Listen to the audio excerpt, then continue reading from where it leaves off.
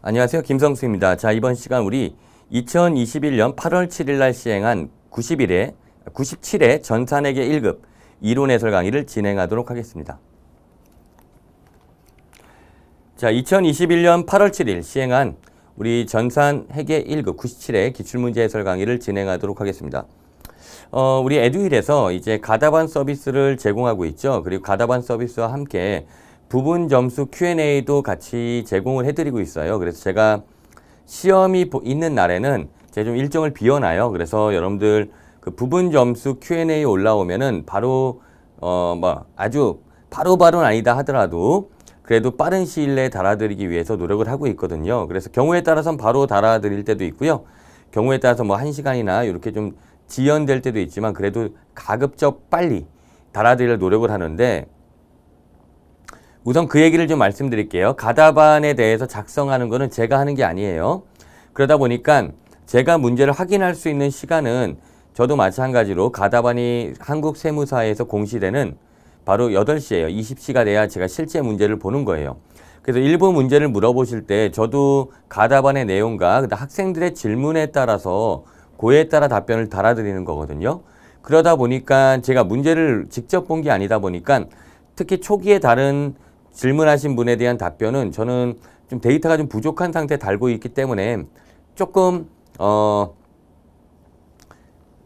답변을 약간 조금 잘못 달 수도 있다는 걸 좀 미리 말씀드릴게요. 그러니까 우리 회계에서 말하는 적시성을 강조하다 보니까 약간은 좀 신뢰성이 떨어지는 부분이 있을 수는 있다는 걸 미리 말씀드리죠. 왜냐하면은 문제를 보지 않은 상태에서 학생들의 질문에 의존해야 되기 때문에 그런 부분이 있다는 거 미리 한번 알려드리고요. 그 다음에 또 우리 부분 점수 Q&A에서는 또 문제들을 보다 보니까 이번 시험도 실기 문제에서 가다반이 약간 에러가 있거나 아니면 중복답이 있는 그런 항목들이 좀 있더라고요. 개정 과목이 조금 이거 아닌 것 같은데 혹은 다른 개정 과목을 써도 맞는데 그래서 부분 점수 Q&A 그 질문 올리실 때 제가 그런 경우에 이의 신청을 하셔라 라고 말씀을 드렸으니까 이의 신청을 통해서 여러분들이 이제 작성하신 답안이 맞다라고 하면 정당하게 득점을 인정받아야 되겠죠. 자, 그러면 97회 전산회계 1급을 해설을 지금부터 진행할게요. 이런 문제를 분석해 봤을 때는 좀 쉽게 출제됐다라고 말할 수가 있어요.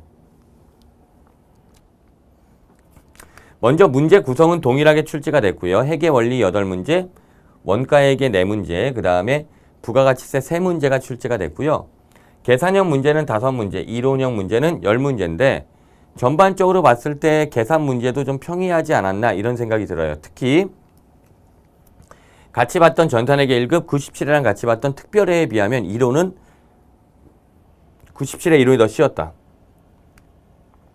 이렇게 말씀드릴 수 있고요. 난이도는 제가 난이도를 부여하는데 약간의 주관성이 있다 하더라도 상의 난이도는 없었고요. 중위 13개, 하가 2문제 정도로 구성이 됐네요. 자, 그러면 지금부터 한번 문제를 살펴보도록 할게요. 자, 1번 문제 볼까요? 다음 중 분계의 구조상 차변 요소가 아닌 거 굉장히 쉬운 문제죠. 차변 항목인 거는 자산과 비용, 대변은 부채, 자본, 수익이니까 우리가 증가가 자기 자리죠. 그러므로 여기 보시면 비용의 발생이 차변 요소죠. 그 다음에 부채와 자본은 대변 요소지만 감소는 차변에 하는 거죠. 반면에 자산은 우리가 차변 요소니까 차변의 증가고 자산의 감소는 대변 요소가 되기 때문에 이 1번의 문제는 4번이란 건 답을 쉽게 구할 수, 2번이란 걸 답을 쉽게 구할 수가 있겠네요. 1번은 답이 2번 쉬운 문제로 출제가 됐다라고 말씀드릴 수 있겠네요. 자, 2번 문제 볼게요. 2번도 난이도를 하로 체크했는데 재무상태표에 유동부채로 분류되는 항목. 자, 그러면 이 부분이 대표적인 비유동부채로 분류되죠. 비유동 항목이죠. 굳이 말하면 부채고요.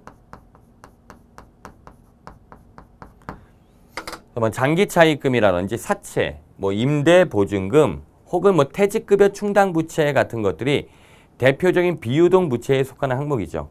반면에 예수금은 유동부채니까 답이 1번이 되겠네요.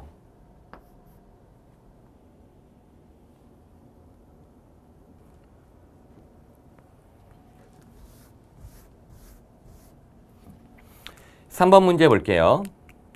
3번은 다음은 주세무의 2021년 결산이 현재 기준 보유 자산의 잔액이다. 결산을 통해 재무상태표에 현금 및 현금성 자산으로 표시될 금액을 물어봤죠. 일단 통화는 현금이 되는 거고요. 그 다음에 매출 채권은 현금이 아닌 거고 단기 금융상품은 취득일로부터 만기가 3개월 이내이기 때문에 이 15만 원도 당연히 우리 여기 현금 및 현금성 자산은 분류가 되겠죠. 우편한 역시 현금 및 현금성 자산 분류되고요. 단기 매매증권은 현금 및 현금성 자산 분류되지 않겠죠. 이 합. 그래서 이 계산기를 눌러서 합을 내면은 45만 9천 원이 나오겠네요. 그래서 답이 1번이 답이 된다는 거. 약간의 계산 문제긴 하지만 그렇게 복잡하지도 않고 또한 계산이 어렵다고 보기도 어려운 문제. 그리고 현금 및 현금성 자산의 공시 범위는 중요한 부분이니까 중요한 부분이 잘 나왔다 이렇게 생각 드네요.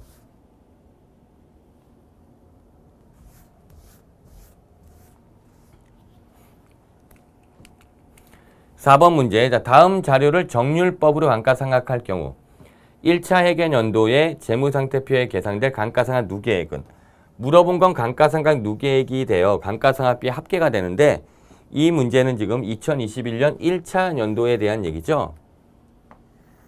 그러니까 1차 연도 감가상각비를 계산하면 그게 또 누계액이 되는 그런 류의 문제로 뭐 쉬운 문제라고 볼 수 있겠죠.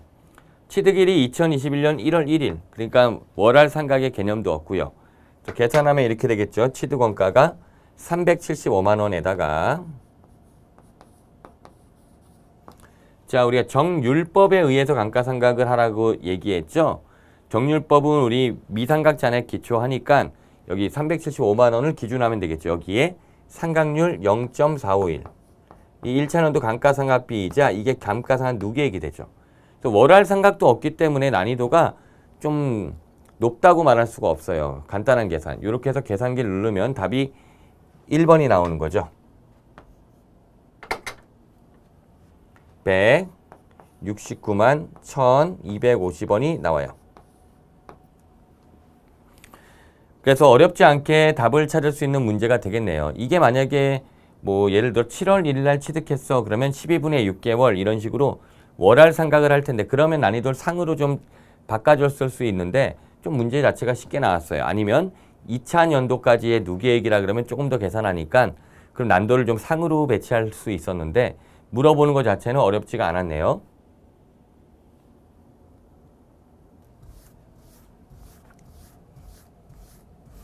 그 다음에 부분 점수 Q&A를 이제 질문을 받아보면 제가 보통 200개 정도 받아요.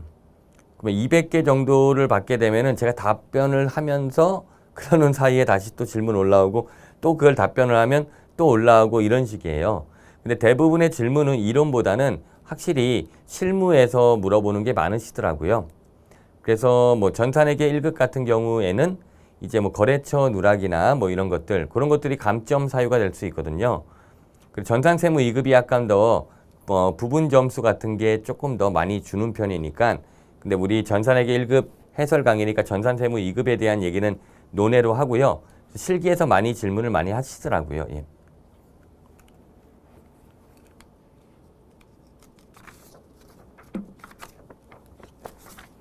자, 5번 문제 보도록 할게요. 5번 문제는 난이도가 중 혹은 중상 정도 되는 것 같아요.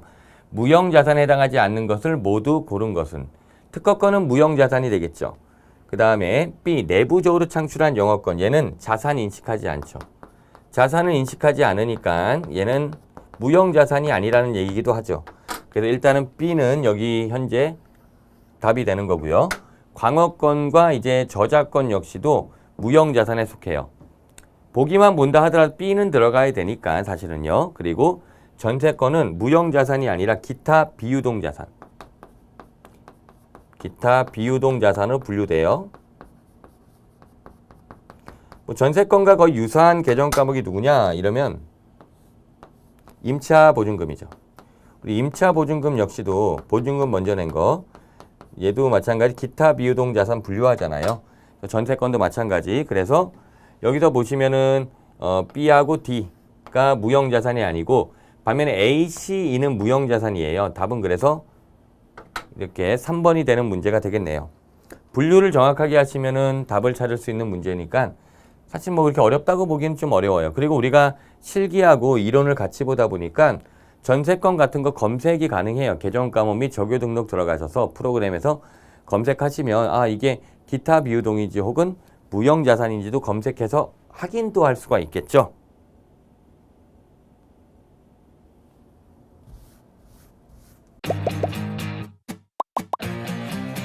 에듀윌 유료 회원만의 남다른 서비스.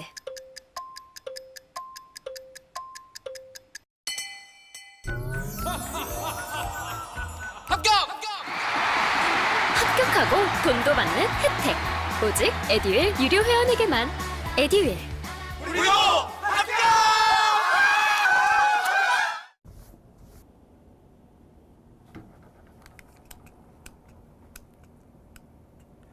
자, 6번 문제 볼게요. 다음 중 충당 부채를 부채로 인식하기 위한 요건에 대한 설명으로 가장 옳지 않은 것은 충당 부채를 인식하기 위해서 부채로 인식하기 위해서는 부채 인식 요건이 충족해야 돼요. 이게 부채 인식 요건.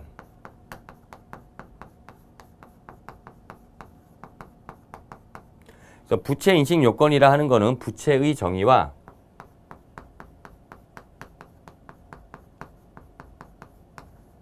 인식 요건이 모두 충족이 돼야 되겠죠. 그래서 1번 과거 사건이나 거래의 결과 현재 의무가 존재한다. 이게 부채의 정의를 말하고요.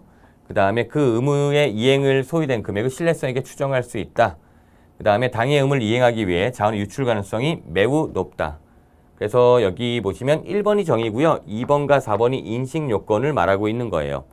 다만 조심할 거는 우리가 KIFRS가 아니라 시험에 나오는 게 일반 기업회계 기준이기 때문에 인식 요건을 할 때 가능성이 높다가 아니라 매우 높다라는 표현을 써야 된다는 거. 그래서 이론에서 좀 강조했고요. 그렇다면 여기서 답이 되는 건 3번이 되겠죠. 우발부채도 충당부채에 포함되므로 재무상태표의 부채로 인식한다. 우발부채는 부채로 인식하지 않죠. 그래서 우리가 인식 요건이 충족됐다. 부채 인식 요건이 충족됐다. 이 충족 여부에 따라서 만약에 충족이 되면 충당부채라 하잖아요.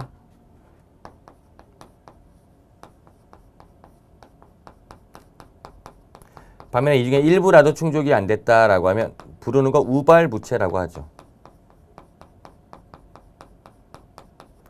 그래서 부채 여부로 판단해 본다면은 충당부채는 부채로 인식하는 거고 우발부채는 부채로 인식하지 않는다라고 우리가 강조했던 내용이죠.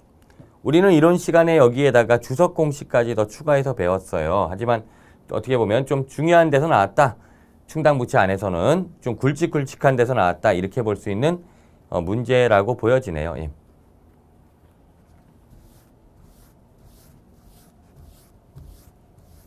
그래서 시험을 보셔서 아시겠지만 이론이 매우 중요하다는 거죠. 그래서 이론에서 12개 이상을 득점을 해야지만 실기에서 좀 안정적으로 합격할 수가 있다는 얘기예요. 그래서 이론을 적게 배점이 작다 그래서 무시하거나 소홀히 보면은 우리가 합격하는데 약간 지장이 생길 수 있으니까 이론을 좀 강화해서 설명을 들으셔야 돼요. 그래서 여러분들 중에 좀 결과가 안 좋다라고 하면 이론을 좀 더 강하게 연습하는 그런 연습이 다음 시험을 대비해서는 필요하다 이렇게 말씀드리고 싶네요. 자, 그 다음에 7번 회사가 증자할 때 발행가액이 액면가액을 초과하여 발행하는 경우 그 차액은 어느 것인가? 발행가액이 액면가액을 초과한다. 증자 시 그럴 때 우리는 그 계정 과목을 이렇게 말하죠. 주식 발행 초과금. 일명 주발초. 쉬운 문제가 돼요. 주식 발행 초과금은 어디에 속하니? 바로 자본잉여금이 되는 거잖아요.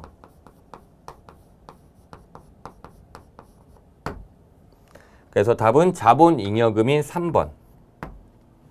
이렇게 답이 도출이 되는 문제예요. 어렵지 않게 문제를 풀 수 있는 문제라고 생각 드네요. 자, 이제 회계 원리의 마지막 문제 8번 문제를 보도록 할게요. 자, 무릉의 재무 상태가 다음과 같다. 기말 자산은 얼마일까요? 자, 우리 기초회계에서도 이런 문제를 다뤄봤는데 자, 이런 문제가 나오면 우리가 기초의 재무 상태표 기말의 재무 상태표를 그려요. 그리고 문제에서 물어보는 거는 기말 시점의 자산이죠. 기초의 자산은 모르네요. 뭐 부채가 40만 원이고 자본이 16만 원이란 거를 문제에서 알 수가 있어요. 그다음에 자본의 증가 거래인데 여기선 자본 거래는 없죠. 그래서 단기 순이익만 영향을 미쳐요. 수익이 30만 원, 비용이 24만 원. 차감하면 6만 원의 단기 순이익이 있다는 걸 알 수 있죠. 6만 원. 이걸 통해 기초에 내가 16만 원이 기초 자본인데 6만 원이 증가해서 단기 순이익이 발생했다는 건 이익 이업이나 자본이 증가한 걸 의미하잖아요. 그래서 기말의 자본은 22만 원이 된다는 얘기죠. 그리고 이 문제 상태에서 기말의 부채가 45만 원이라는 걸 아니까 답을 알 수가 있겠네요. 답은 두 개 합인 67만 원이 기말의 자산이다. 이렇게 푸는 문제가 돼요. 그래서 답은 4번이 되는 문제예요. 그래서 이 문제가 약하다는 건 기초가 좀 약하다는 거죠. 어려운 문제가 아니라 우리가 기초에서 배운 내용 잘 정리하면 답을 노출하는데 어렵지 않잖아요. 또한 뭐 출자라든지 이런 것도 없는 식으로 나왔으니까 어떻게 보면 심플하게 풀 수 있는 문제다 이렇게 생각 드네요.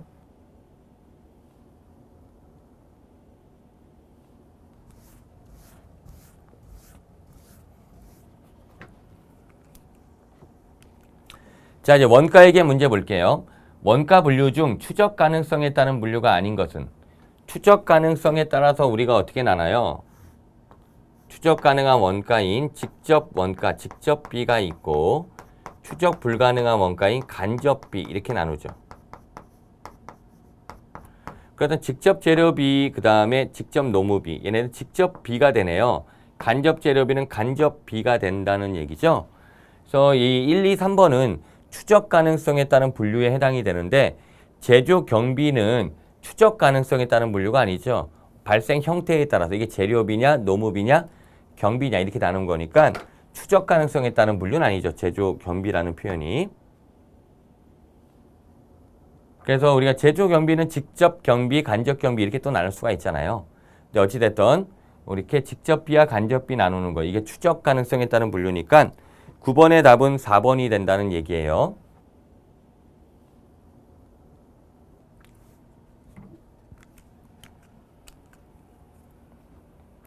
(10번) 문제. 자, 여기 보면 기초원가. 기초원가는 직접 재료비와 직접 노무비의 합이 되는 거죠. 가공원가는 직접 노무비와 제조간접비의 합계가 되는 거고요. 단기총 제조원가인 여기는 직접 재료비, 직접 노무비, 제조간접비의 합이 되는 거죠. 이 세 가지를 물어봤고요. 문제에서 그러면 직접 재료비는 나와 있네요. 직접 재료비가 두 번째 40만 원이라 나와 있죠. DL 직접 노무비 25만 원이라 나왔네요. 제조 간접비는 좀 찾아야 되는데 제조 간접비는 제조 원가 중에 직접 재료비와 직접 노무비가 아닌 원가를 말하죠. 그래서 뭐 원재료 매입액은 제조 간접비가 아니잖아요. 얘는 이 직접 재료비랑 관련이 있는 거죠, 사실은. 간접 재료비, 그 다음에 공장 전력비, 공장 임차료 이 세 가지가 여기선 제조 간접비로 봐야 되겠네요. 합이 그래서 25만 원이 나오네요. 그래서 이렇게 두 개 합쳐서 기본 원가가 나오죠. 첫 번째 기본 원가는 65만 원이다. 이게 기본 원가, 기초 원가니까. 이 둘에 이렇게 합쳤을 때 가공 원가가 나오는 거죠. 50만 원이다. 가공비가 나온 거고 그 다음에 이렇게 하나, 둘, 세 개 합쳐서 90만 원이 단기 총 제조 원가가 나오는 거죠.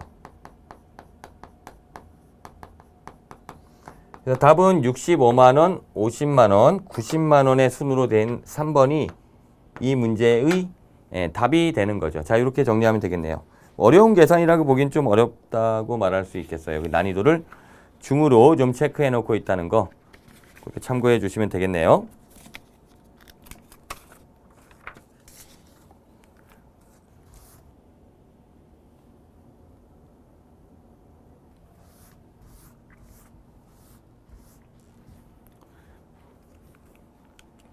자, 11번 문제 보도록 할게요. 다음 중 개별 원가 계산에 대한 설명으로 옳지 않은 것은 1번 직접비와 제조 간접비 구분이 중요하다. 개별 원가 계산은 개별 작업별로 원가를 짓게 하기 때문에 개별 작업별로 직접비와 간접비의 구분이 중요하다 말할 수 있죠. 2번 건설업, 조선업 등 다품종 소량 생산 업종에 주로 사용되는 원가 계산 방법. 개별 원가 계산, 개별 작업별로 원가 계산하기 때문에 주문 생산하는 업종에 적합하고요. 그러니까 품종은 많아도 상관이 없어요. 다품종, 다만 소량 생산하는 업종인 조선업과 건설업 등에서 주로 사용하는 방법이 되겠죠. 3번 제품별로 원가 계산하게 되므로 원가를 직접비와 간접비로 구분하여 공통 원가인 간접비는 합리적인 방법에 의해 제품별로 배부한다. 옳은 말이죠. 그래서 여기는 이제 직접비를 추적한 다음에 원가를 집계하고 이 제조 간접비의 배분이 매우 중요하다. 이렇게 말할 수가 있겠네요. 4번 완성품 환산량의 계산이 원가 계산 핵심 과제이다. 4번에 대한 완성품 환산량은 종합 원가 계산에 대한 설명이죠. 개별 원가 계산과 무관하죠.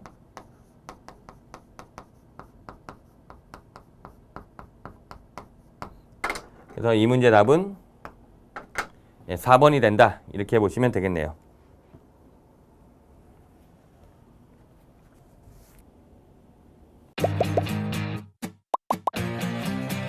에듀윌 유료 회원만의 특별한 서비스.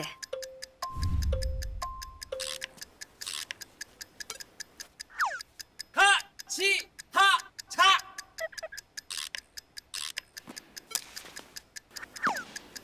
같이 하자. 정답! 같이 하자 친구야. 에듀윌 유료 회원.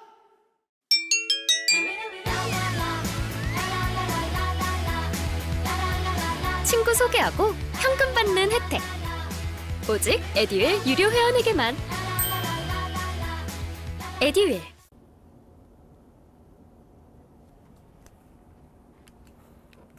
12번 문제. 종합원가 계산 문제인데 얘도 또 쉽게 나왔어요. 여기 회차는 기초제품이 2만 개, 완성도 30%, 단기 완성품 수량 13만 개, 기말제품 5만 개의 완성도 10%, 평균법이니까 좀 더 쉽죠. 그리고 가공비에 대한 완성품 환산량은 얼마냐 이렇게 물어봤고요. 또한 재료는 공정 초에 전량 투입, 가공비는 공정 전반에 걸쳐 발생한다. 사실 물량 흐름은 안 그려도 되는데 한번 그려보도록 할게요. 제공품 물량 흐름을 그리면 기초가 2만 개, 완성도는 30%가 되겠네요. 여기 완성품을 알려줬기 때문에 물량 흐름은 안 그려도 돼요. 완성된 게 13만 개고 기말이 5만 개라는 거죠. 완성도가 10%야. 이걸 통해 착수량을 알 수 있긴 한데 뭐 여기는 구할 필요는 없잖아요. 16만 개를 착수했다는 거 알 수 있어요. 만약 얘를 알려줬으면은 얘를 안 가르쳐줬다면 물량 흐름을 그릴 만은 하겠죠. 그래서 가공비에 대한 완성품 환산량이고요. 그 다음에 이게 완성과 기말로 나누잖아요. 평균법이니까요. 평균법은 기초와 단기 착수를 무시하고 이 16만 개가 있었다 유출했고요. 무시하고 이 완성품과 기말 제품에 뿌려지는 방법이라고 생각하는 게 바로 평균법의 논리잖아요. 그래서 완성품은 13만 개가 되는 거고, 자 가공비 공정 전반에 걸쳐 발생했으니까 기말은 5만 개의 10%, 가공률인 완성도인 10%까지 노력한 거죠. 그래서 이 합치면 5,000원이니까 13만 5천 개가 가공비에 대한 완성품 환산량이 되겠죠. 그러니까 가공비만 물어봤으니까 쉬워요. 또 2개 물어본 것도 아니고 답이 그래서 3번이 된다는 얘기죠. 그러니까 종합원가 계산이 최근에 좀 쉽게 나오는 추세고요. 만약에 여기다가 재료비는 안 물어봤지만 재료비도 하면 재료비 공정초에 투입한다라고 했잖아요. 이거는 플러스로 한번 해보죠. 뭐 시험 문제는 여기서 끝났는데 그 완성이 13만 개고 완성도가 10%지만 공정초에 재료는 모두 투입했으니 5만 개 돼서 재료비의 완성품 환산량은 18만 개가 되겠네요. 평균법이. 자, 이렇게 한번 재료비까지 한번 같이 구해봤어요.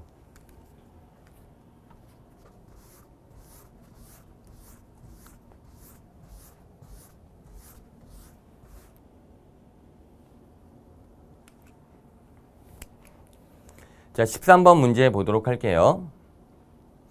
우리나라 부가가치세법에 대한 설명이다. 가장 거리가 먼 것은? 일단 부가가치세법에 대한 설명, 가장 거리가 먼 걸 물어봤고요. 이 내용들은 총론에 대한 얘기니까 사실은 우리가 기본적으로 정리가 되어 있을 내용이어야 된다는 얘기죠. 1번 세부담의 역진성을 완화하기 위해 면세 제도를 두고 있다.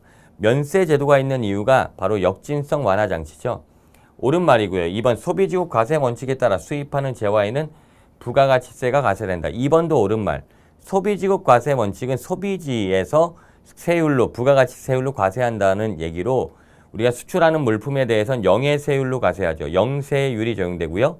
수입할 때는 우리나라 세관에서 우리나라 과세 세율이 10% 과세한다는 얘기죠. 3번 사업자가 아닌 자가 일시적으로 재화를 공급하는 경우 부가가치세 납세 의무가 없다. 옳은 말이죠.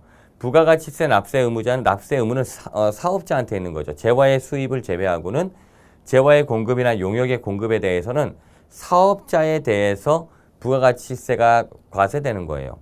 그러니까 사업자가 아니면 부가가치세 납세 의무가 없죠. 그래서 제가 이론 설명할 때 얘기했죠. 예를 들어 블로그 같은 데서 내가 뭐 손재주가 좀 있어. 그래갖고 뭐 예를 들어서 클레이라든지 이런 걸 이용해서 뭐 이쁜 걸 만든 다음에 진열을 시켰다고 해볼게요. 근데 그걸 통해서 누군가가 판매를 요구했고 내가 이걸 몇 개 팔았다. 그때는 당연히 부가가치세의 납세 의무 자체가 없어요. 왜? 사업자가 아니니까. 근데 이거를 계속 주기적 반복적으로 3개월 정도 계속한다. 그러면 계속적 반복적이라는 게 생기면서 바로 이제 관할 세무서에서 사업자 등록하라고 연락 오거든요. 그때부터 사업자가 되니까 그때부터는 부가가치세 납세 의무가 있다는 얘기로 여기 3번이 사업자가 아닌 자가 일시적으로 재화를 공급하는 경우 부가가치세 납세 의무가 없는 거죠. 그러니까 뭐 인터넷에서 중고나라라든지 아니면 뭐 어플에서 중고 파는 거 뭐 예를 들면 당근마켓 뭐 이런 거 있잖아요. 거기다가 내 물건 올린 다음에 내가 팔았어. 당연히 부가가치세 문제가 없는 거죠. 4번 부가가치세의 과세 대상은 크게 재화와 용역의 공급 그리고 재화와 용역의 수입으로 구분한다. 이게 틀린 게 이렇게 되죠. 재화의 경우에는 크게 재화와 용역으로 나눌 수가 있는데 재화의 공급과 재화의 수입이 과세되는 거죠. 용역에 대해서는 용역의 공급에 대해서만 과세하는 거죠. 용역의 수입에 대해서는 과세하지 않으니까 여기 용역의 수입으로 구분된다. 이 표현이 틀리다는 얘기예요. 그래서 이 문제 답은 4번이 되겠어요. 뭐 부가세 총론에서 전반적 나온 내용으로 뭐 어렵다고 보긴 좀 약간 어렵다고 보긴 어려운 문제네. 말 그대로. 예.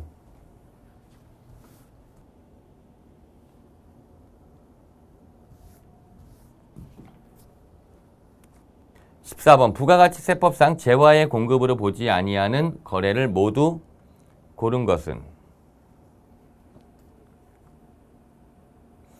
표현이 그러네요. 재화의 공급으로 보지 아니하는 거래. 그러니까 재화의 공급이 아닌 거래를 찾아라 이런 얘기네요. 자, A는 저당권 등 담보 목적으로 부동산을 제공하는 것. 담보 제공이 되는 거죠. 담보. 그러니까 담보만 제공한 거 우리 재화의 공급이 아니죠. B. 사업장별로 그 사업에 관한 모든 권리와 의무를 포괄적으로 승계하는 사업 양도. 사업의 포괄적 양도도 공급으로 보지 않죠.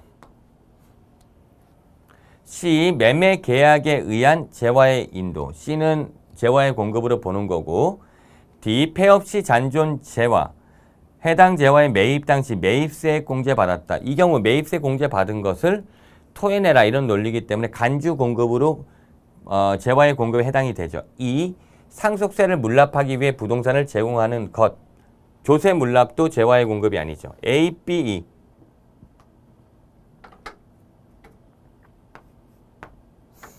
답은 이제 3번이 되겠네요.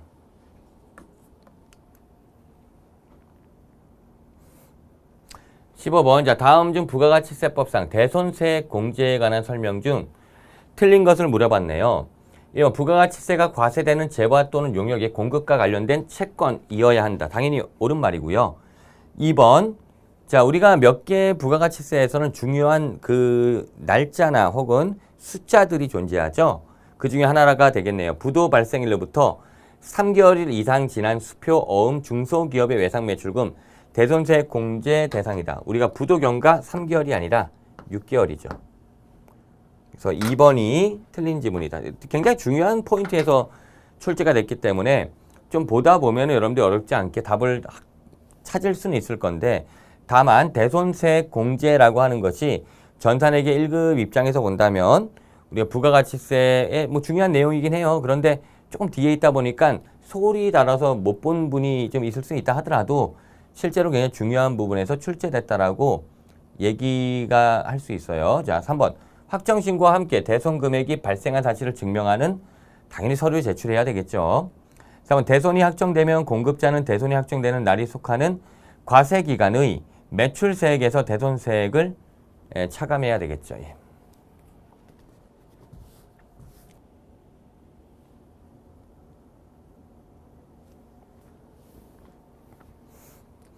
자, 그래서 답이 여기는 이제 2번이 답이 되겠네요.